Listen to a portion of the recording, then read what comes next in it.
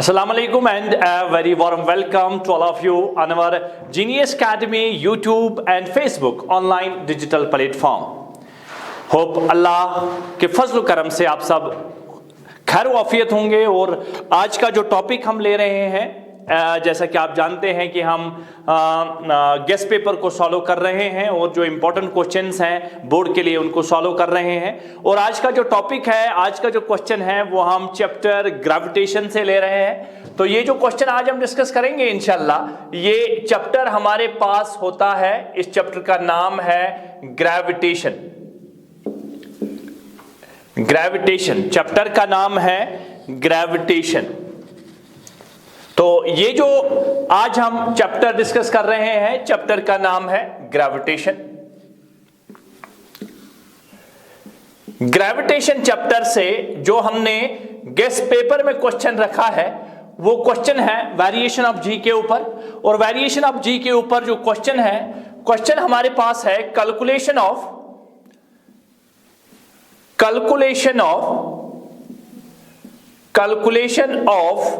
change in acceleration due to gravity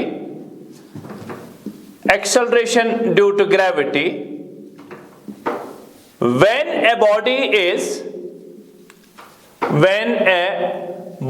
is taken from surface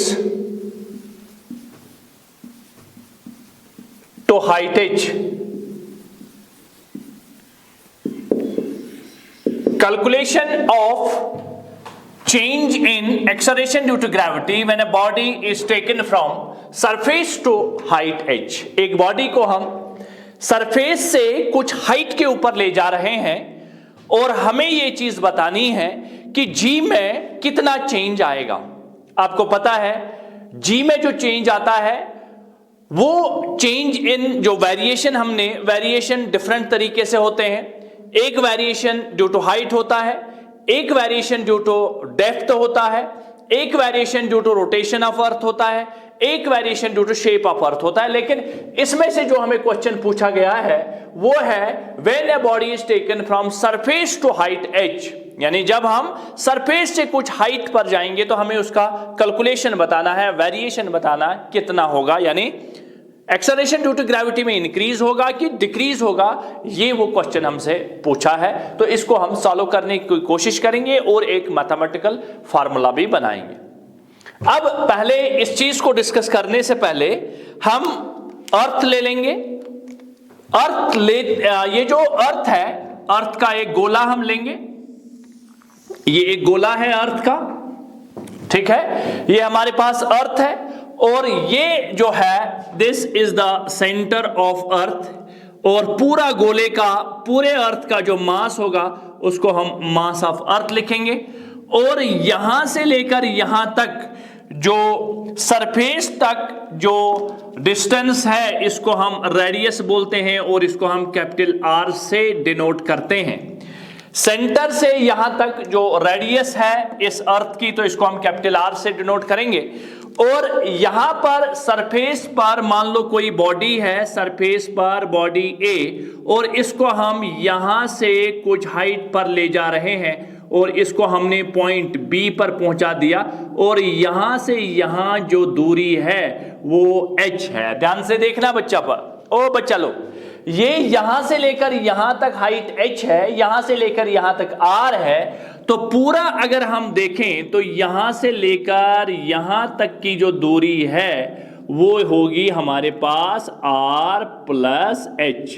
तो ये वाली जो दूरी है ये हमारे पास होगी r प्लस h, सेंटर से h हाइट तक। तो हमें बताना है ये बॉडी B पर वेरिएशन जो होगा, चेंज जो होगा वो कितना आएगा। अच्छा, यहां पर अगर ध्यान से देखा जाए तो यहां पर जो है acceleration due to gravity is represented by small g। तो यहां पर लिखेंगे g ऑफ सरफेस और यहां पर लिखेंगे g डैश या g एट हाइट h। आप क्या लिखेंगे? आप सरफेस पर जो एक्सेलरेशन ड्यू टू ग्रेविटी होती है जी होती है वो जी ऑफ एस, और जो एट हाइट उसको हम लिखेंगे जी ऑफ एच भी लिख सकते हैं या जी डैश भी लिख सकते हैं। अब हमें बताना है जी डैश कितना होगा जब हम एच हाइट पर जाते हैं, ये कम होगा कि ज्यादा होगा। तो पहली इंपॉर्टेंट बात, acceleration due to gravity at height H अगर हम देखें, acceleration due to gravity at surface पर कितना होगा, तो पहला स्टार्ट कैसे करना है, तो स्टार्ट आप ऐसे भी कर सकते हो, let m be the mass of the earth, me is the mass of the earth, re is the radius of the earth, a body is at the surface at point A at the surface and we have to taken it from height h at point B. When we take the body from point A to point B and the distance and the height is h, तो ये आप लिख सकते हैं, लेकिन उसको मैं लिखूंगा नहीं, मैं खाली आपको यहां पर डायरेक्ट आपको एक फार्मूला बना के दूंगा। तो surface acceleration due to gravity अगर हम ऐसे लिखें, acceleration due to gravity at surface acceleration due to gravity at surface of earth, तो कितना होता है, उसको हम g से रिप्रेजेंट करते हैं, g acceleration due to gravity at surface. और आपको पता है g की जो फार्मूला है वो होती है gm E by r e square, ये हमारे पास फर्स्ट है। This is the acceleration due to gravity at the surface of the earth, और ये हम पहले ही कर चुके हैं, और ये वाली चीज आपको पहले याद होनी चाहिए, ये होती है G M E by R square, ये हमारे पास acceleration due to gravity at surface होता है, G M E by R square. अब यही चीज acceleration due to gravity at height H, अगर इसको लिखेंगे acceleration due to gravity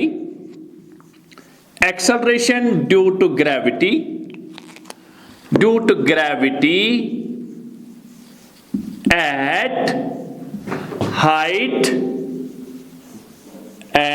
height H from the surface, तो उसको हम जी डैश लिखेंगे, राइट बेटा, जी डैश लिखेंगे, और जी डैश हमारे पास बराबर होगा जी एम ई, तो एज इट इज रहेगा, लेकिन आर जो है अब ये बनेगी आर प्लस एच का whole square, because the formula is r square. तो यहां जो डिस्टेंस होगी फ्रॉम द सरफेस से एच और आर प्लस एच का होल स्क्वायर ऐसे आएगा। तो इसको यहां पर ऐसे भी लिख सकते हैं, G dash is equal to G M E divide by are plus H का होल स्क्वायर। थोड़ा सा इसको सिंपलीफाई में करता हूं, अगर मैं इसको ऊपर और नीचे r square by are square से डिवाइड करूंगा, मल्टीप्लाई और डिवाइड करूंगा ऊपर भी और नीचे भी, तो आप ध्यान से देखिए इससे क्या होगा, तो इस वाली चीज, ये वाली चीज जो है, ये वाली चीज ये मल्टीप्लीकेशन में है, तो आप इसको क्या कर सकते हैं, आप इसको ऐसे लिख सकते हैं, G dash is equal to G M E divide by are square, ये साथ में रहेगा जी एम और इसके साथ में रहेगा r square divide by are plus H का होल स्क्वायर। इससे क्या हुआ, इससे ये चीज हुआ, ये वाली चीज जो है, ये वाली चीज जो है, ये देखिए G M E by are square, ये G M E by are square, ये जो है ये रेडियस ऑफ अर्थ है, आर ई लिख सकते हैं, ये वाली चीज सरफेस ऑफ अर्थ के बराबर है, यानी acceleration due to gravity at the surface. So g dash is equal to, इसके बदले में जी डैश जी लिखूंगा और जी के साथ साथ में R square divide by are plus H का होल स्क्वायर। तो इसको ऐसा भी लिख सकते हैं, G R square divide by are plus H का होल स्क्वायर। अब ध्यान से देखिए, तो हमारे पास जो फार्मूला बनेगी वो बनेगी G dash is equal to G R square divide by are plus H का होल स्क्वायर। अब ध्यान से देखिए, this is the change in acceleration due to gravity when the body is taken to a height h, when a body is taken to a height h।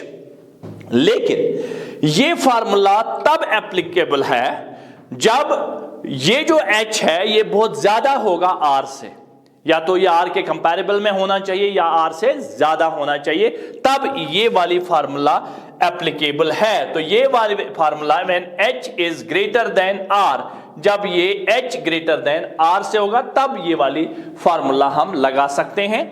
और अब हम क्या करते हैं, अब इसी चीज को थोड़ा सा अगर हम और सिंपलीफाई करने की कोशिश करेंगे, अगर हम इस चीज को और सिंपलीफाई करने की कोशिश करेंगे,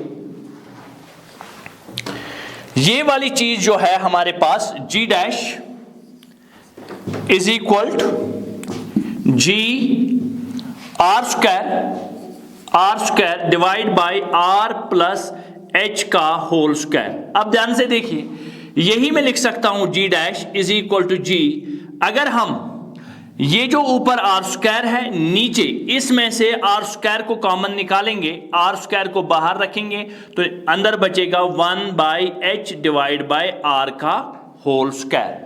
तो यहां से आप देखेंगे ये r स्क्वायर और ये r स्क्वायर कैंसिल आउट हो जाएगा। ध्यान से देखना है, मैंने खाली इसमें से r स्क्वायर को बाहर निकाला, इसमें r नहीं था तो ये इसको डिवाइड हो जाएगा। तो ये बनेगा g dash is equal to g divide by 1 plus h divide by r का होल स्क्वायर। तो हमारे पास फार्मूला बन गई g dash is equal to g divide by 1 plus h divide by r का होल स्क्वायर। तो ये हमारे पास फार्मूला बनी, g dash is the acceleration due to gravity at height h, g dash is the acceleration due to gravity at height h, और ये बराबर होगा g divide by 1 plus h by r का whole square. But this formula is applicable only when h is greater than r, यानी जब ये जो height है ये बहुत ज्यादा होगी r से, तब ये फार्मूला एप्लीकेबल है, लेकिन अदरवाइज ये फार्मूला एप्लीकेबल नहीं है। अब मोस्ट ऑफ द टाइम जो हमारे पास h होता है वो बहुत छोटा होता है, तो इस h को छोटा जब हम रखेंगे तब हम कुछ एजम्पशंस के साथ काम करते हैं। अब हम एक नई फार्मूला बनाएंगे जब h is very very small as compare to r, यानी अब हम कुछ एजम्पशन के साथ जाएंगे जब हमारा h is very very small as compare to r। और ये वाली इंपॉर्टेंट चीज याद रखना है, ये जब h बहुत बड़ा होगा तब हमें ये वाली फार्मूला का इस्तेमाल करना है। अब इसको नोट करिए, फिर मैं आपको आगे नाउ अब हम क्या करेंगे, अब इसी चीज को अगर आप देखेंगे तो ये जो g dash is equal to GMB r plus h का होल स्क्वायर, तो इसको हम सेकेंड नाम रखेंगे। तो अभी जो फार्मूला बनाई वो h जब बड़ा होगा r से तब वो एप्लीकेबल है, लेकिन अब हम when h is very very small as compare to r, तब हम किस फार्मूला का इस्तेमाल करेंगे और उसके लिए हमारी फार्मूला क्या होगी उसको मैं आपको दिखाने की कोशिश करता हूं। अब ये जो सेकंड और फर्स्ट है, अगर हम इन दोनों को डिवाइड करेंगे, डिवाइडिंग सेकंड बाय फर्स्ट, तो क्या होगा बच्चा वो लोग, तो ये बनेगा g dash divide by g is equal to GME divide by r plus h का होल स्क्वायर। और जब हम इसको डिवाइड में अच्छा करके देता हूं मैं, आपकी काबिलियत पर भी मुझे बहुत ज्यादा फख्र है, डिवाइड बाय RE का स्क्वायर, ये दोनों को मैंने डिवाइड कर दिया। और डिवाइड में आप देखेंगे ये दोनों ऊपरी ऊपरी, तो ये तो गए काम से, ये ऊपर आ जाएगा, तो यहां पर ये प्यारे बच्चों बचेगा RE square divide by R plus H का होल स्क्वायर, राइट। चलिए बढ़िया है। तो इसका मतलब हमारे पास जो G डैश बाय G मिला वो बराबर आया RE square divide by R plus H का होल स्क्वायर, ठीक है। अब ध्यान से देखिए, RE square divide by R plus H का होल स्क्वायर।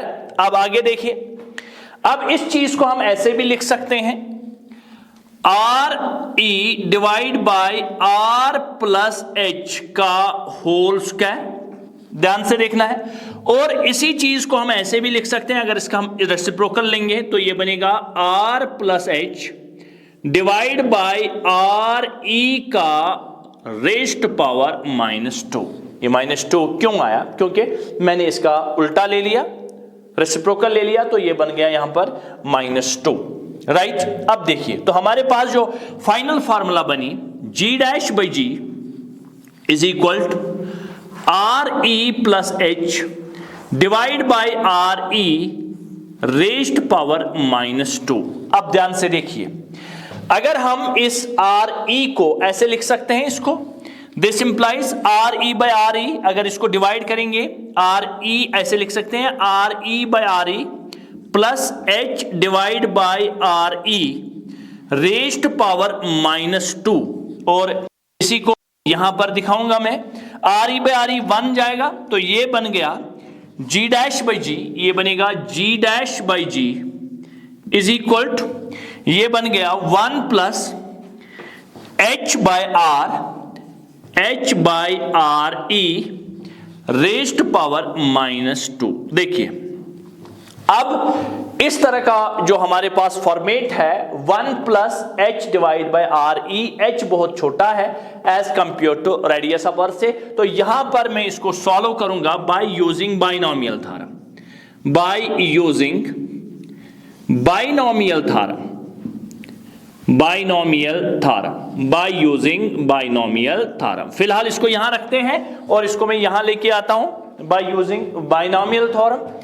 तो ये 1 plus x raised power n की फॉर्मेट में है, तो वहां पर हम बाइनोमियल थ्योरम का इस्तेमाल करेंगे। 1 plus x raised power n, जैसा कि आप जानते हैं, वो होता है 1 plus nx plus n into n minus 1 divide by 2 factorial. लेकिन यहां पर मैं इसको ज्यादा लंबा नहीं खींचूंगा, बस आपको बस बोर्ड को एग्जाम को पास करना है, बोर्ड में इसकी डेरिवेशन निकालनी है। उसके लिए क्या करेंगे, तो ये बनेगा G'/G is equal to 1 plus H divide by RE raised power -2, और जब हम इसको बाइनोमियल से खोलेंगे, आपको याद होगा 1 plus x raised power n होता है 1 plus nx plus n into n minus 1 divide by x का होल स्क्वायर, फिर आता है x का क्यूब, फिर आता है x बाई 4, और x की जगह क्या है h बाई RE, और h क्या है, बहुत छोटा है, r क्या है, बहुत बड़ा है, तो इसका वैल्यू आगे कम होता जाएगा। तो ये बनेगा G'/G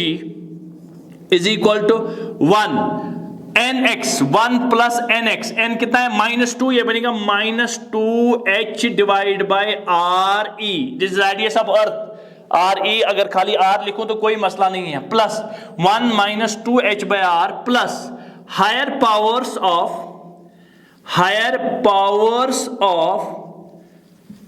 h by R as h by R। देखिए h बहुत छोटा और उसको R से डिवाइड करेंगे, ये बहुत छोटा बनेगा।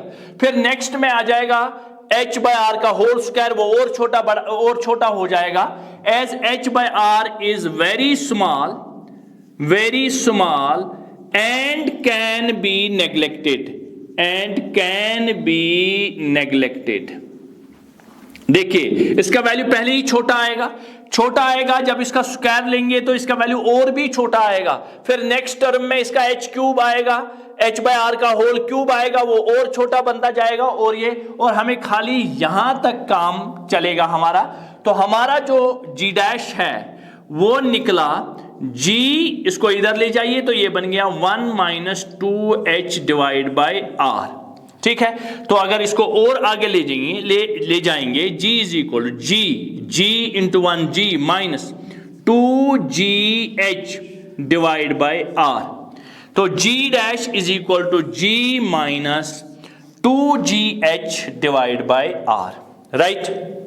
अब ध्यान से देखिए, हमारा जो क्वेश्चन है कि यहां पर at height h acceleration due to gravity increase हो रही है कि डिक्रीज हो रही है, उसके लिए ध्यान से सोचिए और ध्यान से देखिए। G' है acceleration due to gravity at height h, very good, at height h, very good. और ये G क्या है, ये है acceleration due to gravity at surface.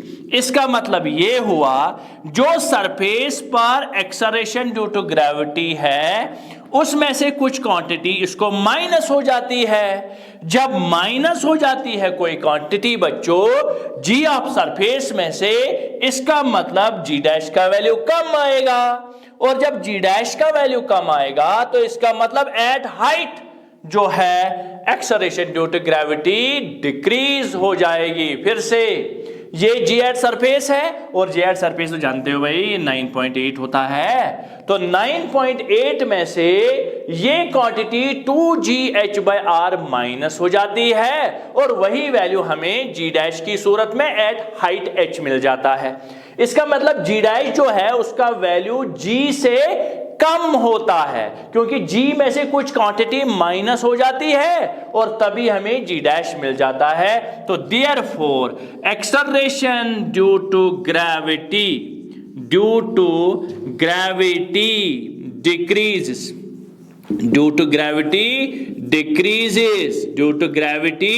decreases with height h। ये रही हमारी calculation how acceleration due to gravity decreases when a body is taken from surface of earth to height h। तो ये आपको निकालना पड़ेगा और ये आपको 5 मार्क्स में आपको वहां मिल सकता है या आपको ये 3 मार्क्स का क्वेश्चन मिल सकता। होप आप इसको अंडरस्टैंड किए होंगे। 1-2 बार इसको प्रैक्टिस करनी है, बहुत आसान है। ठीक है, फिर हम नेक्स्ट क्वेश्चन की ओर चलेंगे नेक्स्ट क्लास में इंशाल्लाह। Have a nice day, take care.